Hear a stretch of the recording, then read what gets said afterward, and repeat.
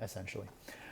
So presentation of data, they can make a graph that's misleading, change the scale, display it in a misleading way. Even, for example, the comparison that Trump made of his projections when he does nothing, 2.2 million people die, versus if they do all the things that they're attempting to do with social distancing, and then it gets down to 200,000. And that comparison, it's a bit misleading. It's hard to really say that you've saved 2 million people. So got to be careful with those comparisons and how you display graphs. All right, so some examples. You've got a manager.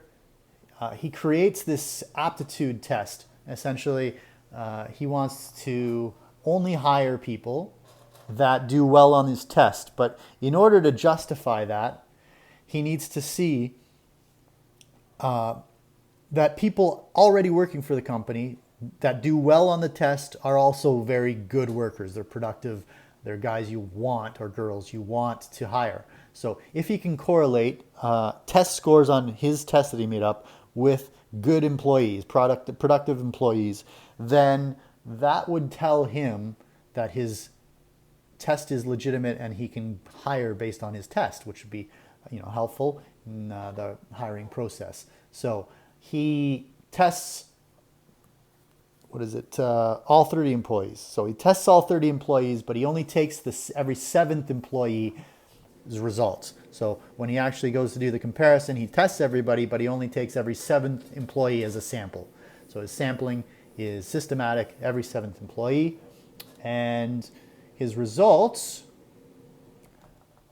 show an R value of 0.98.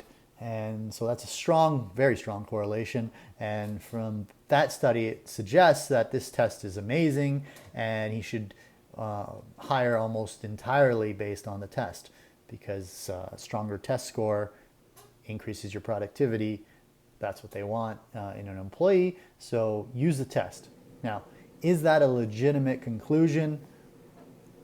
Well, the problem is when he sampled, he took a very small group of employees, and if he looked at every employee, he'd get an R value of 0.15. So cherry picking data and only picking certain countries or certain employees or certain whatever you happen to be studying, it might lead to some very strong numbers that look good, but it's really an invalid conclusion that the study's useless. So when you're doing your major project, make sure if you're going to remove an outlier that doesn't fit your pattern, you better have a legitimate reason for removing them, not just so, hey, if I remove this particular individual or this country or whatever, it's going to make my study look that much better and my R value is going to go up higher.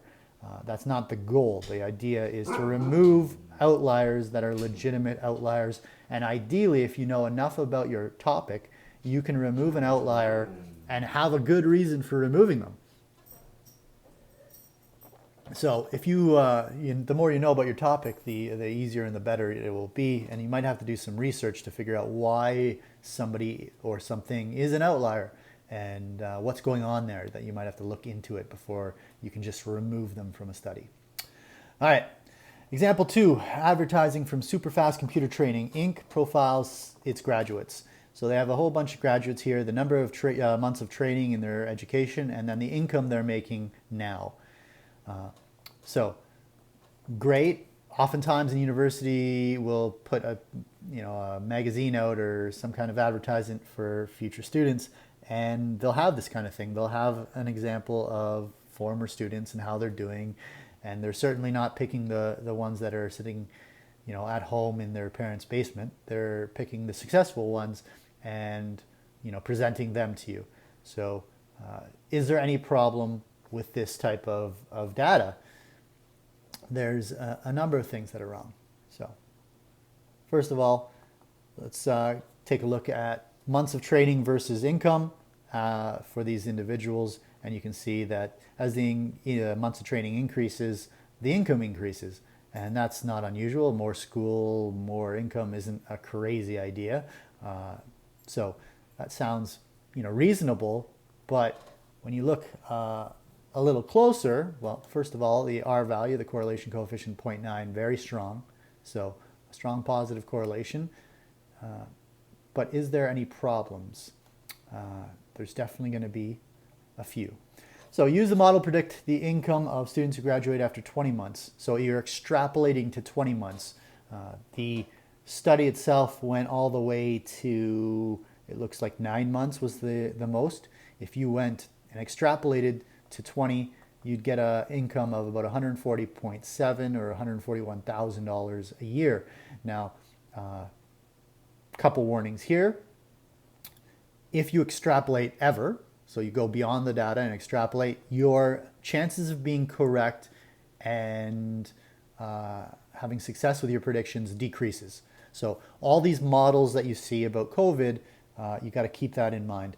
As they project out, they decrease in their likelihood of being correct. So keep that in mind. Now, linear model, 141, that sounds a bit high for a person with a 2-year, 20-month diploma. Any possible extraneous variables? Here's where I was going to get to with the whole problem. What kind of things might make this problem or this study irrelevant or not legitimate? So related work experience. We have no idea if these people come to school as high school grads or they're coming back from the workforce back into this extra education. Aptitude with computers and background, we don't know anything about that. If these individuals had a background in computing and maybe they had a engineering degree, computer engineering degree before they came back and did this particular course load. Okay, aptitude with computers done, connections to the industry. Again, did they work in the industry previously? Do they possibly have a relative who owns the company or something? That could make a drastic change in their opportunities and their income. Strong work ethic. Are these people working 90 hours a week, or are they your standard worker? What kind of situation is going on there?